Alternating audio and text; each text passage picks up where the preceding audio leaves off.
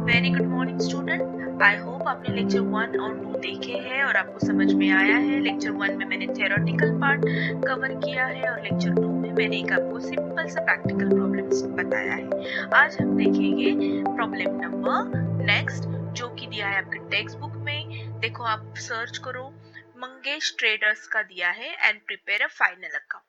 So of course आपको पता है कि हम फाइनल अकाउंट किस बेस पे प्रिपेयर करते हैं, तो ट्रायल बैलेंस। तो उन्होंने ट्रायल बैलेंस दिया है, साथ साथ में एडजस्टमेंट दिया है। एडजस्टमेंट मतलब ऐसी एंट्री जो हम लोग ने लेजर के वक्त, जर्नल एंट्री के वक्त, ट्रायल के वक्त हमने नहीं की थी और अब हमें वो समझ में आई है। सडनली जब हम फाइनल अकाउंट बना रहे तब हमें रियलाइज हुआ है कि ये सब कुछ बाकी है। जैसे कि यहाँ पे दिया है ऑफिस सैलरी जो है वो आउटस्टैंडिंग है, वेजेस हमने ऑलरेडी प्रिपेयर किया था, हमें डेप्रिसिएशन कैलकुलेट करना है। अब ये डेप्रिसिएशन क्या है ये सब मैं आपको आज ये लेक्चर में बताऊंगी। तो प्लीज ये वीडियो आप पूरा देखो, स्किप मत करो, क्योंकि एक भी सेंटेंस अगर आपने नहीं सुना तो शायद आपको आगे का समझ में नहीं आएगा। ये मैं बार बार बोल रही हूँ और शायद पहले बार ऐसे बोल रही हूँ कि स्किप मत करो, स्किप मत करो, क्योंकि ये बहुत इंपॉर्टेंट चैप्टर है 12th के लिए as well as FY SY TY के लिए। Okay, so let's start.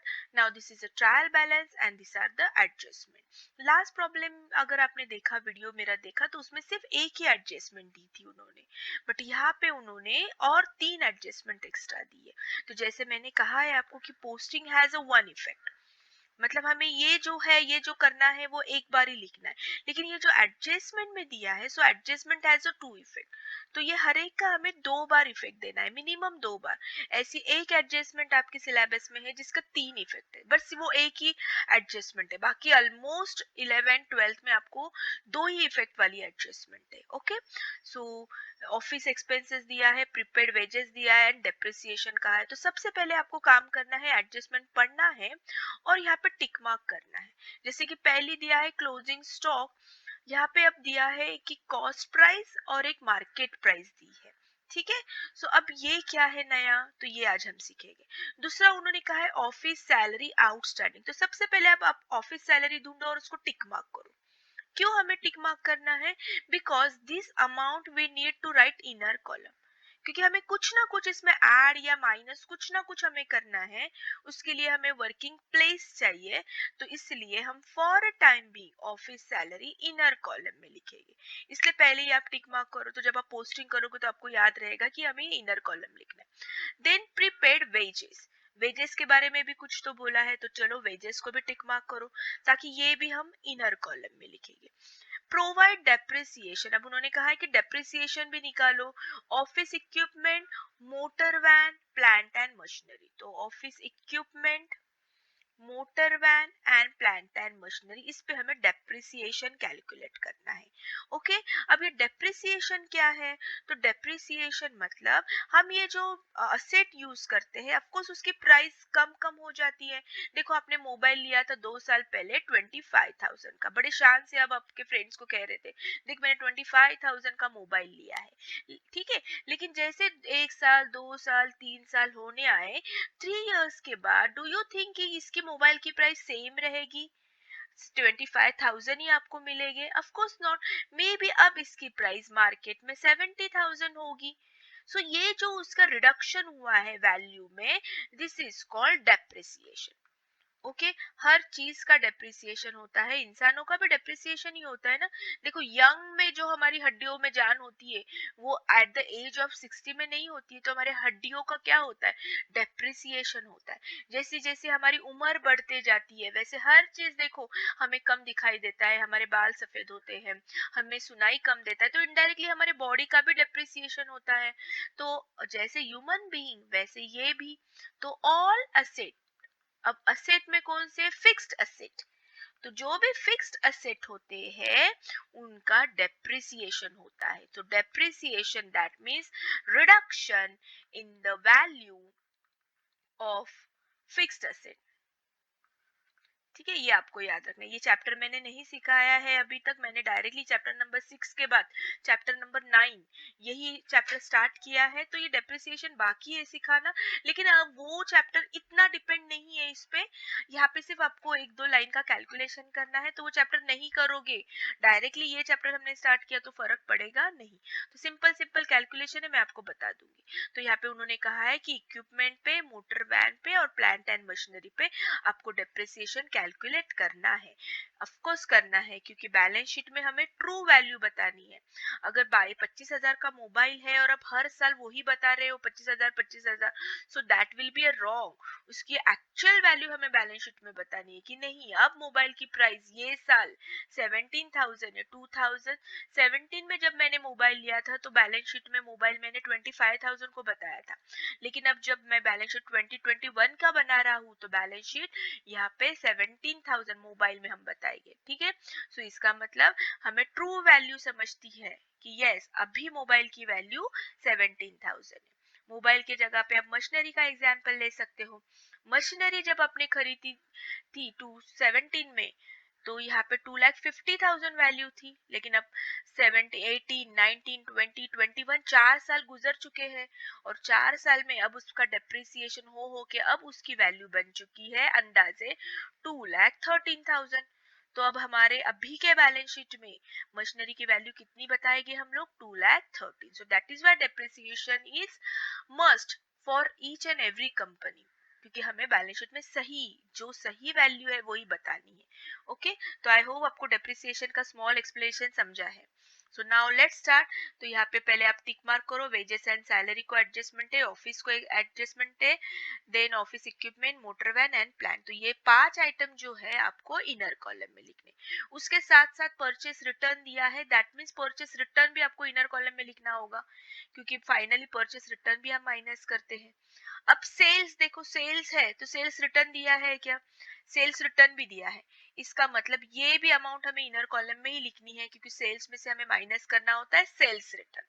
तो हमको परचेस इनर कॉलम में लिखना है, सेल्स इनर कॉलम में लिखना है, और ये एडजस्टमेंट वाले आइटम इनर कॉलम में लिखने हैं। तो टोटल 7 आइटम हमें इनर कॉलम में लिखने हैं। ओके, चलो now let's start with trading account. मैंने ऑलरेडी एक्सप्लेन किया है पहले वीडियो में, trading account is a nominal account. उसमें हम लोग सिर्फ डायरेक्ट एक्सपेंसेस लिखेंगे, मतलब फैक्ट्री से रिलेटेड एक्सपेंसेस लिखेंगे। आपको किसकी बात माननी है, ट्रायल बैलेंस की बात माननी है। ट्रायल बैलेंस ने अगर डेबिट साइड दिया है तो हमें डेबिट साइड लिखना है, ट्रायल बैलेंस ने अगर वो आइटम क्रेडिट साइड दिया है तो हमें क्रेडिट साइड लिखना है। ओके, देखो 2 टाइप्स के ट्रायल बैलेंस है। जब मैंने ट्रायल बैलेंस सिखाया है तो आपको सिखाया लेजर फॉर्म में होता है, जर्नल फॉर्म में होता है। तो ये जर्नल फॉर्म में है, बट इससे कोई लेना देना नहीं है हमें। जो डेबिट आइटम है वो डेबिट साइड में ही दिए हैं, जो क्रेडिट है वो क्रेडिट कॉलम में ही दिए हैं। Okay, so don't get much confuse. Okay, so now let's begin. Opening stock trading account में जाएगा, सो लिखो opening stock always start upside. Opening stock देखो हमेशा ऊपर ही लिखते हैं, सो 32,750। देन परचेस, लेकिन परचेस हमें इनर कॉलम में लिखना है, क्योंकि परचेस रिटर्न भी दिया है उन्होंने, तो इनर कॉलम में लिखो। देन सेल्स, लेकिन सेल्स उन्होंने क्रेडिट साइड दिया है तो हमें क्रेडिट में लिखना है ना, ऑफ कोर्स इनकम है तो सेल्स तो हम क्रेडिट में ही लिखेंगे। सो देखो क्रेडिट में, लेकिन इनर कॉलम में लिखना है क्योंकि सेल्स रिटर्न भी दिया है। ठीक है, सो इनर कॉलम में। नाउ परचेस रिटर्न दिया है, so minus from the purchase, तो लिखो पी आर परचेस रिटर्न कितना दिया है 2630, तो फाइनल अमाउंट लिख दो बाहर। समझ में आया, इसलिए इसलिए हमने इनर कॉलम में लिखा था, ताकि ये हम बता सके एक्सप्लेनेशन। और फाइनल अमाउंट ये कैलकुलेशन जब हम करेंगे टोटल, तो हमें यही अमाउंट की टोटल करनी है। Okay, so see now sales return minus from sales, so minus किया sales, got it. Next royalty, royalty भी मैंने बताया था फैक्ट्री एक्सपेंसेस में आती है। तो देखो हमने फैक्ट्री 4,000 लिखे, कोई एडजस्टमेंट नहीं कही है उन्होंने, एडजस्टमेंट में पढ़ो रॉयल्टी के बारे में कुछ नहीं दिया है, तो डायरेक्टली आउटर कॉलम में। Okay, then wages and salary, of course पहला वर्ड वेजेस दिया है, पहले वर्ड पे ध्यान देना है। सो वर्कर के लिए, so that will go trading account. Which side, क्या बोला है ट्रायल बैलेंस ने, कौन से साइड दिया है, डेबिट साइड दिया है। So will write debit, but we have to write inner column. क्यों इनर कॉलम, क्योंकि एडजस्टमेंट में कुछ तो दिया है, देखो तो याद रखना है ये इनर कॉलम, ठीक है। ऑफिस, सॉरी, नाउ देखो हो गया है सब हमारे क्लियर। अब ये जो बाकी के आइटम्स है, office, bill receivable, bills payable, ये तो असेट है, लायबिलिटी है, ये असेट असेट असेट, ये बैड डेट्स है तो प्रॉफिट एंड लॉस में, ये प्रॉफिट एंड लॉस में जाएगा, ये असेट है, ये असेट है। सी, रिजर्व फॉर बैड डेट्स, तो ये भी प्रॉफिट एंड लॉस में ही जाएगा। अगर बैड डेट्स हम प्रॉफिट एंड लॉस में लिखते तो रिजर्व फॉर बैड डेट्स भी प्रॉफिट एंड लॉस में। सिर्फ फर्क क्या है, देखो ये प्रॉफिट एंड लॉस ये डेबिट में लिखेगी क्योंकि ट्रायल बैलेंस ने डेबिट में दिया है, और ये जो दिया है ना वो क्रेडिट में दिया है, तो ये हम क्रेडिट में लिखेंगे, लेकिन लिखेंगे प्रॉफिट एंड लॉस में ही। ओके, सिर्फ एक आइटम ये डेबिट में लिखेंगे, ये क्रेडिट में लिखेंगे। सन्ड्री क्रेडिटर्स लायबिलिटी है तो ऑफकोर्स ये लायबिलिटी में जाएगा, कैपिटल लायबिलिटी है तो लायबिलिटी में, मतलब बैलेंस शीट में जाएगा। तो आई होप ट्रेडिंग अकाउंट सब खत्म हो गया, देखो एक बार चेक करो कुछ भी बाकी नहीं है ट्रेडिंग अकाउंट का, ठीक है। चलो अब प्रॉफिट एंड लॉस की ओर चलते हैं। अब प्रॉफिट एंड लॉस का नंबर, अब प्रॉफिट एंड लॉस में क्या है, देखो ये ऑलरेडी हमने ये कट कर दो, ये आपके टेक्स्ट बुक में ऑलरेडी आप कट कर चुके होगे, ये मुझे बार बार स्लाइड चेंज करनी पड़ रही है इसलिए मुझे यहाँ पे बार बार बताना पड़ रहा है, ठीक है। तो अच्छा ये नहीं, तो ओके, तो ये ऊपर के जो हम आइटम है ये हमने ऑलरेडी ट्रेडिंग अकाउंट में डाले हैं। अब हमारा नंबर है प्रॉफिट एंड लॉस का। प्रॉफिट एंड लॉस मतलब क्या, ऑल ऑफिस एक्सपेंसेस। तो चलो ऑफिस सैलरी, इसको एडजस्टमेंट है आपने टिक मार्क किया था, so we have to write inner column, okay, क्योंकि इसमें एडजस्टमेंट में दिया है कुछ तो, ऑफिस आउटस्टैंडिंग है शायद। देन ये बिल रिसीवेबल नहीं है, और क्या है, अच्छा अब ये एक ध्यान रखना है, आप बहुत बार कंफ्यूज होते हो, यहाँ पे ऑफिस इक्विपमेंट दिया है ना तो फटाक से यहाँ पे ऑफिस इक्विपमेंट लिखते हैं, लेकिन थोड़ा सा ध्यान दो, ये ऑफिस में है लेकिन इक्विपमेंट है, मतलब ये असेट है, ठीक है, ऑफिस का है लेकिन असेट है ना। तो असेट हम कहाँ लिखते हैं, बैलेंस शीट में। बैलेंस शीट में हम बाइफरकेट नहीं करते कि ये फैक्ट्री में यूज करते कि ऑफिस में यूज करते, हमें सिर्फ असेट लिखना है, चाहे वो फैक्ट्री में यूज करे या चाहे वो ऑफिस में यूज करे। फॉर एग्जाम्पल मशीनरी, अब मशीनरी फैक्ट्री में होती है लेकिन लिखते हैं हम बैलेंस शीट में क्योंकि ये असेट है, ठीक है। अब ये ऑफिस इक्विपमेंट मतलब कुछ तो ऑफिस में इक्विपमेंट रहेगा या फर्नीचर रहेगा, फर्नीचर ये किधर है, ऑफिस में है लेकिन ये असेट है, तो इसलिए हम ये इसको भी लिखेंगे बैलेंस शीट। तो यहाँ पे आप ऐसे कंफ्यूज मत हो, मशीन फैक्ट्री में होता तो ट्रेडिंग में लिखो और फर्नीचर यहाँ पे ऑफिस में है इसलिए ऑफिस में लिखो। So please don't get confuse, हमें सिर्फ और सिर्फ यहाँ पे एक्सपेंसेस लिखने हैं, ऑफिस के एक्सपेंसेस एंड फैक्ट्री के एक्सपेंसेस, क्योंकि शुरुआत में ही मैंने कहा है trading account and profit and loss are the nominal account, and nominal account में सिर्फ एक्सपेंसेस एंड इनकम लिखे जाते हैं, ठीक है। सो डोंट गेट कंफ्यूज, बहुत बार मेरे बच्चे ऐसे मिस्टेक करते हैं, ऑफिस दिया है ना, हाँ तो office trading profit and loss में लिखो, बट ध्यान से देखो ये इक्विपमेंट है, असेट है, तो असेट तो भैया हमको बैलेंस शीट में ही लिखनी है, ओके। सो यहाँ पे मिस्टेक मत करो, ओके। चलो नेक्स्ट और क्या दिया है, देखो प्रॉफिट एंड लॉस के हिसाब से और क्या दिया है, bad debts. Yes, next item हमारा आ रहा है बैड डेट्स, तो बैड डेट्स लिखो डेबिट साइड में, कोई एडजस्टमेंट नहीं है तो आउटर कॉलम में लिखो। Then advertisement, of course advertisement, indirect expenses तो आउटर कॉलम में, कैश इन हैंड, डेटर्स, ये तो सब असेट है तो बैलेंस शीट में। Yes, reserve for bad debts, इसको करते reserve for bad debts, RDD, तो ये क्रेडिट में दिया है, सो 1000, ठीक है, ये लास्ट ईयर का रिजर्व था। तो अभी फिलहाल स्टार्टिंग में ये ध्यान मत दो ये क्या है, सिर्फ कहाँ लिखना है, बैड डेट्स है, लॉस है, इनडायरेक्ट लॉस है, तो यहाँ पे उन्होंने दिया है लेकिन ये लास्ट ईयर का था इसलिए हमने क्रेडिट में लिखा है, यहाँ पे इन्होंने, तो हम भी क्रेडिट में लिखेंगे। इसलिए मैंने कहा जब कंफ्यूज होता है तो मन की बात नहीं सुननी है, ट्रायल बैलेंस की बात सुननी है। ट्रायल बैलेंस ने कहाँ पे दिया है भैया, क्रेडिट में दिया है, तो मैं भी किधर लिखूंगा, क्रेडिट में लिखूंगा बस, okay. So I hope, I think profit and loss के आइटम भी फिनिश हो चुके हैं। Now will turn to the balance sheet, अब जो भी आइटम बचे हैं वो सब बैलेंस शीट में जाएंगे। देखो ये डेट याद से लिखना है आपको, balance sheet 2018, end of the year. ठीक है, अब जो पहले लिखे है वो कट करो। देखो आपके बुक में ऑलरेडी कट हुए होंगे, ये सब हमने ऑलरेडी लिखे हैं। ठीक है, हाँ ये बाकी है, bills payable, office equipment, motor van, plant and machinery ये हो चुका है, एडवर्टाइजमेंट हो चुका है, ये बाकी है, ये हो चुका है। तो अब जो डॉट डॉट किए है वही हमें बैलेंस शीट में लिखना है। चलो, असेट के साइड असेट लिखो, लायबिलिटी की लायबिलिटी लिखो, बिल्स रिसीवेबल असेट है तो असेट में लिखो, no adjustment directly outer column में लिखो, बिल्स पेबल लायबिलिटी है सो देखो लायबिलिटी में लिखो, यहाँ पे डेबिट क्रेडिट फॉलो नहीं होता है। ठीक है, ऑफिस इक्विपमेंट असेट है तो असेट में लिखो। हाँ अच्छा, इनर कॉलम में क्यों लिखा है, तो अगर आपने एडजस्टमेंट लिख देखी होगी तो डेप्रिसिएशन कैलकुलेट करना है, ये 3 आइटम पे एडजस्टमेंट पढ़ो देखो, तो ये हमें इनर कॉलम में लिखना है। ठीक है, ये तीनों आइटम। सो मोटर वैन भी असेट है तो लिखो इनर कॉलम में, प्लांट मशीनरी भी असेट है। सिर्फ फर्क क्या है, ये तीनों को कुछ हमें ऐड प्लस माइनस कुछ ना कुछ करना है, कुछ कैलकुलेशन है यहाँ पे, एडजस्टमेंट में दिया है तो हमने ये जगह छोड़ी, एक एक दो दो लाइन की जगह छोड़ दो। ओके, बिल रिसीवेबल पे कोई एडजस्टमेंट नहीं तो डायरेक्टली हमने बाहर लिखा है। सो हो गया।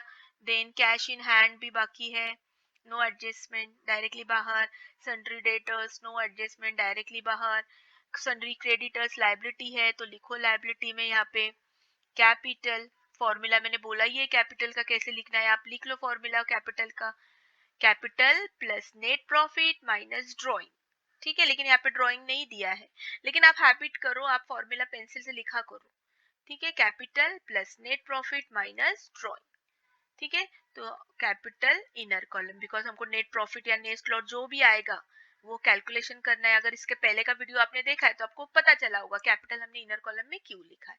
तो आई होप पोस्टिंग आपको समझ में आई है। Posting has a one effect, जितने भी आइटम है हाफ हाफ मार्क्स मिलेंगे। तो मैंने पहले भी कहा था कि ये क्वेश्चन 12 मार्क्स का है तो 7 से 7.5 मार्क्स आपको पोस्टिंग के मिल जाते हैं, इतना आसान मार्क्स गेनिंग है। ओके, चलो नाउ विल सी द, देखो यहाँ पे मैंने फॉर्मूला लिखा है। ओके, यहाँ पे देखो प्लस प्रॉफिट या लॉस रहेगा तो माइनस माइनस ड्राइंग, तो ये फॉर्मूला आप लिख कर ही रखो। ओके, चलो नाउ विल सी, इस तरीके से आपका ट्रेडिंग अकाउंट प्रिपेयर हो चुका है, प्रॉफिट एंड लॉस प्रिपेयर हो चुका है एंड बैलेंस शीट भी है। Now will start the adjustment. Now इधर ही आपको लिखना है, हैबिट डालो, adjustment has a two effect. तो ये इसमें जो भी हम करेंगे 2 बार करेंगे। ठीक है, so let's start. Closing stock, ये ऑलरेडी मैंने लास्ट वीडियो में सिखाया है क्लोजिंग स्टॉक, लेकिन मिस ने आपने ये कहाँ सिखाया है, यहाँ पे तो 2 वैल्यू दी है, कॉस्ट प्राइस भी दी है, मार्केट प्राइस भी दी है। लास्ट के प्रॉब्लम में सिर्फ एक ही वैल्यू दी थी, यहाँ तो 2 दी, अब मैं कौन सी लू, 19,000 लू या 20,000 लू। तो डोंट वरी, सिंपल फॉर आपको याद रखना है, विच एवर इज लेस, जो ये दोनों में से अमाउंट कम है वो अमाउंट लेनी है, which ever is less. Okay, हमें ना ध्यान देना है कॉस्ट प्राइस पे, ना हमें ध्यान देना है मार्केट प्राइस पे। 19,000 एंड 20,000 में से कौन सी छोटी अमाउंट है, बस वही अमाउंट हमें लिखनी है। Got it, so this is called closing stock. So ये कॉस्ट प्राइस है लेकिन इससे हमको कोई लेना देना नहीं है। ठीक है, आई होप आपको समझ में आ गया है।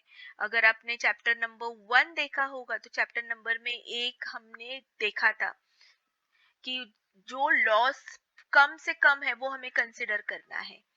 ठीक है, प्रॉफिट कम से कम कंसिडर करना है। तो हम इस दोनों में से 19,000 की वैल्यू क्या करेंगे, लेंगे, 20,000 नहीं लेंगे, which ever is less. Now effect, चलो अब ये तो डिसाइड हुआ कि 19,000 लिखना है। अब every effect has adjustment has two effect, तो ऑफ कोर्स आप पहले ध्यान दो स्टॉक है तो भैया स्टॉक फैक्ट्री में होगा, तो चलो ट्रेडिंग अकाउंट में, ट्रेडिंग अकाउंट में आ गया। फिर से सवाल है डेबिट लिखूं क्या क्रेडिट लिखूं, तो जरा थोड़ा सा देखो, ओपनिंग अगर हम डेबिट में लिखते हैं तो क्लोजिंग हम क्रेडिट में लिखेंगे, बाय क्लोजिंग स्टॉक 19,000, देखो यही अमाउंट ली मैंने। ठीक है, अब दूसरा इफेक्ट, अब 2 ही अकाउंट बचे हैं, एक प्रॉफिट एंड लॉस बचा है और नेक्स्ट पेज पे बैलेंस शीट है। तो प्रॉफिट एंड लॉस तो भैया ऑफिस के लिए है, तो ऑफिस में थोड़ी हम स्टॉक रखेंगे, तो प्रॉफिट एंड लॉस में नहीं हम एंट्री करेंगे। तो दूसरा इफेक्ट कहा जाएगा, बैलेंस शीट में आ गए हम बैलेंस शीट में, लेकिन बैलेंस शीट में अब फिर से सवाल है लायबिलिटी लिखोगे क्या असेट लिखोगे? तो भैया स्टॉक है, स्टॉक तो असेट होता है, पैसे अगर कल के को ये स्टॉक हम बेचेंगे तो पैसे मिलेंगे, जैसे मशीनरी बेचोगे तो पैसे मिलेंगे, मोटर वैन बेचोगे तो पैसे मिलेंगे, वैसे स्टॉक भी बेचोगे तो पैसे मिलेंगे ना। So closing stock is a asset, so will write asset side. ये हो गया second effect, every adjustment has a two effect. और एक बात, क्लोजिंग स्टॉक की एंट्री कंपलसरी आती है, तो ये एक मार्क आपको मिलाने हैं, यहाँ पे हाफ मार्क्स, और यहाँ पे जहाँ पे आपने लिखा है यहाँ पे हाफ मार्क्स। तो यूजुअली एक एडजस्टमेंट को एक मार्क होता है, पोस्टिंग को हाफ हाफ मार्क होता है, और एडजस्टमेंट को एक मार्क होता है। तो ये कंपलसरी एडजस्टमेंट, बोर्ड में भी ये कंपलसरी एडजस्टमेंट आती है, और सेम एडजस्टमेंट होगी, कोई अलग नहीं होगी, ठीक है, तो याद रखना है आपको। Okay, so let's start now. Next adjustment देखते हैं क्या दी है। Office salary outstanding 1000। Office salary ढूंढो, कहाँ लिखा है हमने ऑफिस सैलरी, कहाँ पे तो लिखा है हमने, यस यहाँ पे लिखा है। तो चलो आ जाओ इधर। अब उन्होंने क्या बोला है, आउटस्टैंडिंग, इसका मतलब पे करना बाकी है। आउटस्टैंडिंग का मतलब क्या है, ये मैंने सिखाया है आपको। आउटस्टैंडिंग मतलब पे करना है। तो एक्चुअल टोटल सैलरी पे कितना खर्चा आया है प्रॉफिट एंड लॉस में? सो पहले 11,000 प्लस 1000 ऐड करो, आउटस्टैंडिंग है तो आउटस्टैंडिंग हमेशा ऐड करना है। तो एक्चुअल आपका ये साल सैलरी पे कितना खर्चा हुआ है, 12,000, यही तो हमें लिखना है अकाउंट में। ओके, सो देखो आपने अगर देखा होगा कैश बेसिस, मर्केंटाइल बेसिस, तो आपको तब समझ में, तब मैंने बताया है आपको कि हमें वो भी खर्चे लिखने हैं जो फ्यूचर में पे करने हैं, है यही साल के, लेकिन पे हम अगले साल करेंगे, लेकिन हम कभी भी करें है तो यही साल ना। तो आउटस्टैंडिंग एक्सपेंसेस ऑलवेज ऐड। तो देखो, तो हमने ये हमारा बचा था, हमें याद आ गया अरे 1000 बाकी है, तो हमने फटाक से इसमें ऐड कर दिया। सो फाइनली अगर कोई आ गया हमारा अकाउंट देखने के लिए, तो उसको इतना तो पता चलेगा कि ये जो भी मंगेश ट्रेडर है, उसका पूरे साल भर का सैलरी का खर्चा कितना हो गया, 12,000। Okay, so one effect, outstanding salary हमने ऐड कर दी। Every adjustment has a two effect. तो दूसरा इफेक्ट कहाँ रहेगा? अब कौन बचा है? एक तो ट्रेडिंग बचा है, और एक प्रॉफिट एंड लॉस में तो कर चुके हैं हम, बैलेंस शीट बची है। अब ये दोनों में से तो कहीं एक जगह जाना है, तो भैया ट्रेडिंग अकाउंट में तो कैसे जाएंगे, सैलरी मतलब ऑफिस से रिलेटेड है, तो ट्रेडिंग में तो हम बिल्कुल नहीं जाएंगे। क्या बचा? बैलेंस शीट बचा। चलो बैलेंस शीट में देखते, आ गए बैलेंस शीट में, लेकिन लिखेंगे कहाँ? अब 2 मिनट के लिए आप सोचो, आप मंगेश हो, आपका दुकान है, और आपको सैलरी पे करनी है, 1000 बाकी है, आपने पे नहीं की है, तो आपके सर पे टेंशन है।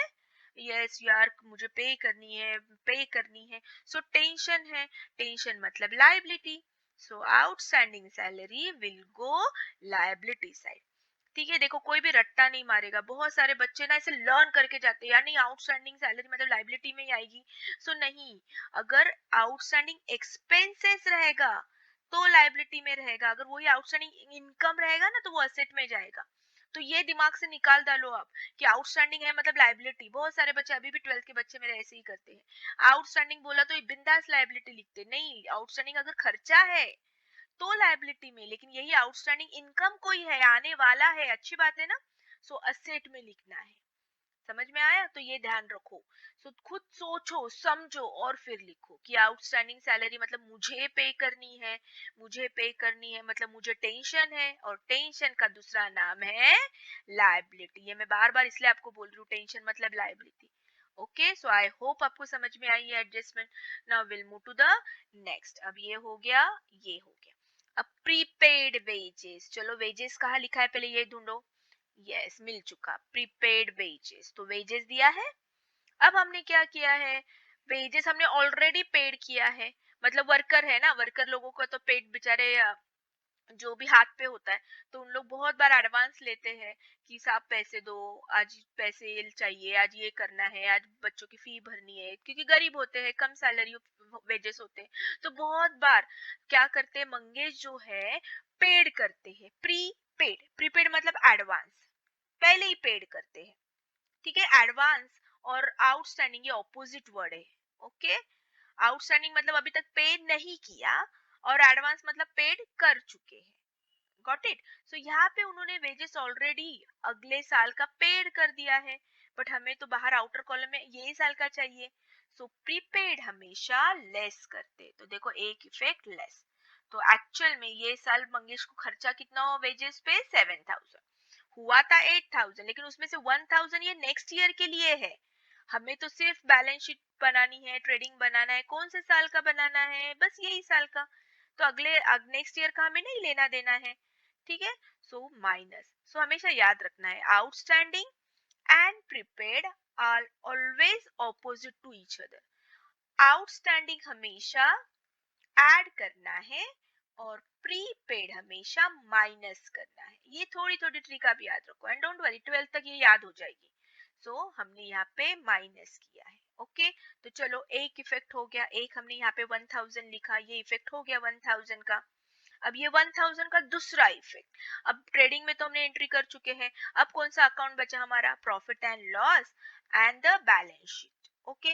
अब कहीं ना कहीं दूसरा इफेक्ट हमें यहाँ पे करना है, तो भैया वेजेस है, तो वेजेस है तो ऑफिस में थोड़ी हम जाएंगे, यहाँ पे तो सिर्फ हम ऑफिस वाले खर्चे लिखते, तो ये तो गया। तो कौन बचा? बैलेंस शीट बचा। चलो बैलेंस शीट की ओर, अब आ गए बैलेंस शीट की ओर। अब कहाँ लिखना है? सॉरी, अब हमें कहाँ लिखना है? सोचो, आपने मतलब मंगेश ने ऑलरेडी पेड किया है एडवांस, तो टेंशन है क्या आपको? नहीं, पेड किया है, अच्छे से नींद आ रही है। So prepaid expenses are the asset. समझ में आया? सो इसलिए हमने ये 1000 असेट में लिखी, क्योंकि ऑलरेडी वेजेस हमने पेड किया है, प्री मतलब पहले ही पेड किया है, नो टेंशन। अब कोई वर्कर नहीं आएगा साहब पैसे दो, ऑलरेडी पेड किया है। So will write asset. लेकिन यही आउटस्टैंडिंग सैलरी का क्या था? हमें पे करना बाकी था, टेंशन था, तो हमने कहाँ पे लिखा? लायबिलिटी में। और जैसे मैंने कहा है, outstanding and prepaid all both are always opposite to each other। तो अगर आउटस्टैंडिंग हम लायबिलिटी में लिखते हैं, तो प्रीपेड एक्सपेंसेस हम कहाँ लिखेंगे? असेट में। अगेन रिपीटिंग, अगर आउटस्टैंडिंग एक्सपेंसेस हम लायबिलिटी में लिखते हैं, तो प्रीपेड एक्सपेंसेस हम असेट में लिखते हैं। यहाँ पे आप चाहिए तो कहीं तो लिख कर रखो, outstanding and prepaid always opposite रहते हैं। अगर आउटस्टैंडिंग हम ऐड करते तो प्रीपेड हम माइनस करते हैं। आउटस्टैंडिंग एक्सपेंसेस अगर हम लायबिलिटी में लिखते हैं, तो प्रीपेड एक्सपेंसेस हम असेट में लिखते हैं, ओके। ये मैं एक्सपेंसेस के बारे में बता रही हूँ, ठीक है। तो ये याद रखना है, ऑपोजिट। Got it? सो इस तरीके से हमने इसको सेकेंड इफेक्ट दिया। Now will see the next. देखो एक एक एडजस्टमेंट हो रही है हमारी, देखो हमने किया ना, ये एडजस्टमेंट हो गई, ये हो गई, ये हो गई। आप, आई होप आप कर रहे हो मेरे साथ। Okay, now last one left. Provide depreciation 5%, 10%, 15% office equipment, motor van, plant and machinery respectively. अब ये ग्रामेटिकल आपको आना चाहिए, रिस्पेक्टिवली। इसका मतलब क्या? 5% ऑफिस इक्विपमेंट पे, 10% मोटर वैन पे और 15% प्लांट एंड मशीनरी पे रिस्पेक्टिवली। समझ में आया कैसे निकालना है? सो चलो, कहाँ पे लिखा है हमने ये office equipment, motor van, plant? यहाँ पे तो नजर नहीं आ रहा है, तो चलो बैलेंस शीट में देखते, पेज टर्न करो। यस, बैलेंस शीट में लिखा है हमने office equipment, motor van and plant and machinery. तो अब उन्होंने डेप्रिसिएशन कहा है हमें, देखो किसका कैसा है। पहले हम 5% किस पे? पहला कौन है? ऑफिस इक्विपमेंट, तो पहले ऑफिस इक्विपमेंट पे निकालते। अब कैसे निकालते? Very simple. कितना ऑफिस इक्विपमेंट है? 20,000 इनटू कितना परसेंट बोला है? 5 परसेंटेज है इसलिए 100। चलो निकालो, ये 2 जीरो गए, ये 2 जीरो गए, ओके। सो 1000, तो करो माइनस ऑफिस इक्विपमेंट से 1000।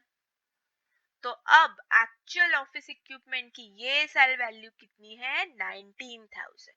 तो देखो, अगर अपन डेप्रिसिएशन नहीं बताएंगे, यही ऑफिस इक्विपमेंट में मैं आउटर कॉलम में बताती हूँ, तो हम लोग हमारी बैलेंस शीट झूठी बता रहे हैं, ठीक है, रॉन्ग है। हमें ट्रांसपेरेंसी चाहिए, करेक्ट चाहिए। सो that is why depreciation is compulsory. तो हमें डेप्रिसिएशन हमने बताया कि ये साल इसकी वैल्यू 1000 से कम हो गई, और अब अगर आप मार्केट में ऑफिस इक्विपमेंट बेचने जाओगे तो आपको 19,000 अमाउंट मिलेगी। ठीक है, तो अभी करंट मार्केट वैल्यू क्या है ये ऑफिस इक्विपमेंट की 19,000। Okay, so that is why calculation is important. समझ में आया? Now same motor van, 2 minute video pause करो और आप ट्राई करो 10% मोटर वैन पे। कितना मोटर वैन है? 30,400 इनटू कितना परसेंट है? 10%, सो 10/100। सो देखो ये 0 0 0 0, तो इसका डेप्रिसिएशन कितना आया? 3040। तो करो माइनस मोटर वैन से, देखो माइनस करके कितना होता है, माइनस करना है ये अमाउंट, सो इट कम्स 27,360। तो अब अगर मोटर कार आप मार्केट में जाओगे बेचने तो मार्केट वैल्यू अब कितनी है? 27,360। ओके, तो ये वैल्यू अगर हमने बताई होती बाहर तो ये गलत था, इसलिए डेप्रिसिएशन कैलकुलेशन चाहिए। Done. Now same about machinery, machinery पे कितना? 15%, सो निकालो 25,000। देखो मशीनरी की वैल्यू कितनी है? 25,000 इनटू कितना परसेंट कहा है उन्होंने? 15%, सो यहाँ पे 15/100, क्योंकि परसेंटेज है, परसेंटेज हमेशा 100 में डिनोट करते। ये 2 जीरो गए, ये 2 जीरो गए, तो कितनी अमाउंट आती है डेप्रिसिएशन की? 3750। ओके, तो ये माइनस करो 3750 एंड फाइनल अमाउंट 21,250। तो मेरे ख्याल से अब आपको समझ में आया है कि हमने इनर कॉलम में क्यों लिखा था, डेप्रिसिएशन कैसे कैलकुलेट कर सकते, किस परसेंटेज से कैलकुलेट कर सकते हैं। ओके, सो इस तरीके से हमारा कैलकुलेशन हो गया। So let me clear this all, rough करती हूँ, तब तक एक बार आप देखो फिर से एक बार। ठीक है, अब every adjustment has a two effect, तो अब टू इफेक्ट तो हमें देने हैं, तो चलो कौन से इफेक्ट अब कहा जाएगा। अब एक तो देखो ये तो हमने सब बैलेंस शीट में कर दिया, एक बार बैलेंस शीट हो गई, अब क्या बचा? Trading account and profit and loss account. लेकिन डेप्रिसिएशन इज इनडायरेक्ट एक्सपेंसेस, ठीक है, इनडायरेक्ट एक्सपेंसेस है, सो इनडायरेक्ट एक्सपेंसेस कहाँ लिखते हैं हम? प्रॉफिट एंड लॉस में। ये लॉस है ना, देखो हमारी वैल्यू कम हो गई ना, बुरा लग रहा है ना हमें, हमारी अरे वैल्यू कम हो गई, हमारी मशीनरी की वैल्यू कम हो गई मार्केट में, वैन मोटर वैन की कम हो गई, सो this is one type of loss. और वो भी लॉस कैसा है? इनडायरेक्ट लॉस है। ठीक है, so this all depreciation amount will go profit and loss. अब और एक बहुत बार बच्चे कंफ्यूज होते हैं, मिस प्लांट एंड मशीनरी तो फैक्ट्री में होती है तो इसका डेप्रिसिएशन हम फैक्ट्री में लिखेंगे, सो नॉट, प्लीज वैसे कंफ्यूज नहीं होना है। डेप्रिसिएशन है ना, फिर वो चाहे कोई भी हो, ऑफिस इक्विपमेंट पे हो या फैक्ट्री के इक्विपमेंट पे हो, लिखना है हमें डेप्रिसिएशन। और depreciation is indirect expenses. Okay, क्योंकि मुझे पता है बहुत बार ये बच्चे से कंफ्यूज होते हो, सो याद रखना है आपको, depreciation is indirect expenses and we are suppose to write indirect expenses in profit and loss. तो ये जो माइनस किया है, देखो कौन सी अमाउंट हमें लिखनी है, किसका सेकंड इफेक्ट देना है, ये वालों का जाएगा प्रॉफिट एंड लॉस। अब कौन से साइड जाएगा? अब फिर से चलो प्रॉफिट एंड लॉस में तो हम आ गए, लेकिन फिर से सवाल आता है कि डेबिट क्या क्रेडिट? तो आप 2 मिनट सोचो, debit all expenses and losses, तो आपका तो लॉस ही हुआ ना, प्राइस कम हो गई ना, सो कितने कितने से कम हो गई, लिखो। ठीक है, सो ये हमारा डेप्रिसिएशन। सो आई होप आपको एडजस्टमेंट समझ में आई है। Adjustment has a two effect, posting has a one effect. तो चलो now it's time to close. कैसे क्लोज करोगे?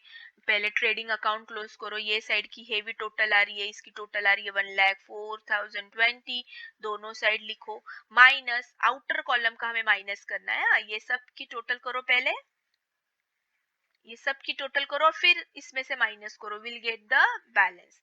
This is called GP. ये ऑलरेडी मैंने लेजर में सिखाया है how to close the account. So जो हेवी है, यहाँ पे क्रेडिट साइड हेवी है, so credit minus debit, so we'll get 7,900. every correspondence has a every debit has a correspondence credit, तो ये डेबिट में है तो जब ट्रांसफर करेंगे तो क्रेडिट में जाएगा, सो बाय जीपी। नाउ अब इसकी टोटल करो क्रेडिट की, सो ये देखो कौन सी हेवी आ रही है, इसकी ये टोटल हेवी आ रही है, ठीक है, जो हेवी आ रही है वो लिखना है। सो ये दोनों साइड लिखो। नाउ अब डेबिट साइड की हेवी टोटल आ रही है, तो डेबिट माइनस क्रेडिट, तो क्या माइनस करेंगे, ये दोनों अमाउंट माइनस करो। We get here 19390 loss. देखो यहाँ पे हमको लॉस मिला है, लास्ट वाले प्रॉब्लम में प्रॉफिट मिला था, लेकिन यहाँ पे लॉस। इसका मतलब क्या, एक्सपेंसेस साइड जो है वो हेवी है और इनकम लेस है, तो यहाँ पे खर्चा ज्यादा, जिस कंपनी में खर्चा ज्यादा इनकम कम, ऑफ कोर्स वहां पे तो लॉस ही होना है। अब ये लॉस हमें क्या करना है, इधर से कैपिटल में से माइनस करना है। अगर प्रॉफिट होता तो ऐड करते, लॉस है इसलिए माइनस, तो माइनस करो। ड्राइंग कुछ दिया ही नहीं है, देखो ड्राइंग कुछ दिया ही नहीं है, तो जब डैश करो, ठीक है, कोई प्रॉब्लम नहीं, ऐसे लिख कर रखा छोड़ दिया तो हो जाएगा। तो ये फाइनल। नाउ बैलेंस शीट हमारी टैली होनी चाहिए, तो ये चारों की टोटल देखो कितनी आ रही है, both side should get tally.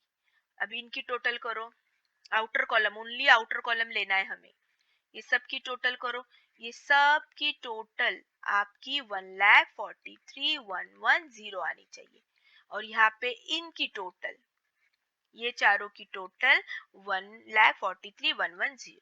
अगर balance sheet tally, that means your account is correct. So I hope आपको अब थोड़ा थोड़ा समझ में आ रहा है, नहीं तो कमेंट बॉक्स में लिखो, और 4-5 प्रॉब्लम मैं लेकर आऊंगी, डोंट वरी, सब कवर करूंगी। So thank you so much, have a nice day.